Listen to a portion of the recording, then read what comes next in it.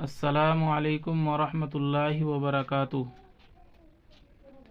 میں تمام مسلمانان ہند سے گزارش کرتا ہوں، جیسا کہ آپ کو معلوم ہو گیا، صوبہ اتراکھنڈ کے اندر UCC یعنی یکساں سول کوڈ کا جو مسئلہ چل رہا ہے، اور یہاں اس کو لاگو کر رہے ہیں یکساں سول کوڈ کو صوبہ اتراکھنڈ میں۔ اس پر بہت سارے پہلوؤں پر غور کیا گیا کہ شریعت کے اندر وہ سیدھی سیدھی مداخلت ہے۔ میں سب سے پہلے تو یہ کہنا چاہتا ہوں کہ اس کے ذمہ دار ہم خود ہیں۔ ہمارے علماء ہر موقع پر ہمیں سمجھاتے چلے آ رہے ہیں، چاہے وہ جلسوں کا موقع ہو، جلسوں کا پلیٹ فارم ہو، جمعے کے خطبے سے پہلے ہو، عیدین کی نماز سے پہلے ہو، تبلیغی لائن سے ہو، وہ یہ کہتے ہوئے چلے آ رہے ہیں کہ اپنی زندگیوں کو شریعت اور سنت کے مطابق گزارو۔ ہم نہیں سنتے اور نہ سن رہے ہیں اور نہ سنی۔ جو بھی موقع آتا ہے، چاہے وہ بیاہ شادیہ کا موقع ہو، وہ ہم شریعت کے خلاف کرتے ہیں۔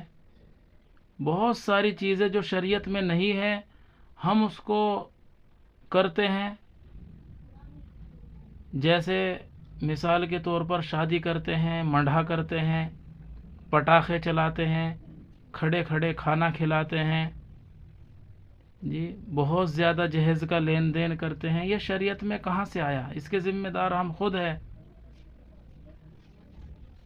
لباس پہنتے ہیں تو شریعت کے خلاف پہنتے ہیں، چہرہ رکھتے ہیں تو شریعت کے خلاف رکھتے ہیں۔ بہت سارے معاملات ہمارے شریعت کے خلاف ہے، علماء سمجھاتے ہیں، علماء کی نہیں مانتے۔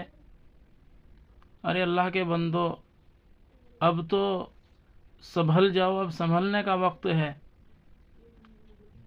آج شریعت کے اندر مداخلت ہو رہی ہے، تو کون ہے اس کا ذمہ دار؟ ہمارے بہت سارے معاملات شریعت کے خلاف ہے آج بھی۔ کم سے کم اگر داڑھی نہیں رکھتے تو سر پہ کم سے کم ٹوپیاں تو رکھ لو، لباس تو کم سے کم شریعت کے مطابق پہن لو۔ کون کہہ رہا ہے کہ ٹوپیاں رکھ کے کاروبار نہیں کر سکتے؟ رزق اللہ کے قبضے سے آتا ہے، اللہ کے قبضے میں ہے، اللہ کے خزانے میں ہے رزق۔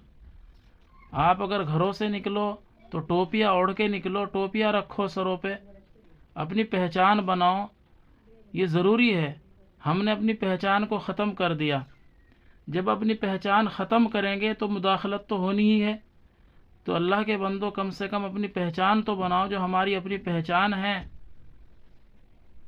اپنا چہرہ تو ایسا بناؤ جو ہماری پہچان ہو۔ جب ہم خود اپنی پہچان ختم کریں گے تو میرے بھائیوں مداخلت ہونی ہی ہے۔ اس کے ذمہ دار ہم خود ہیں۔ اب بھی وقت ہے، سنبھل جاؤ، سنبھل جاؤ، اب بھی وقت ہے میرے بھائیوں، سنبھل جاؤ۔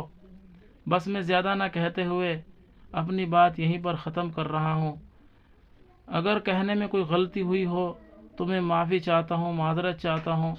اللہ تعالیٰ تمام پریشانیوں سے، مصیبتوں سے، الجھنوں سے حفاظت فرمائیں۔ السلام علیکم ورحمۃ اللہ وبرکاتہ۔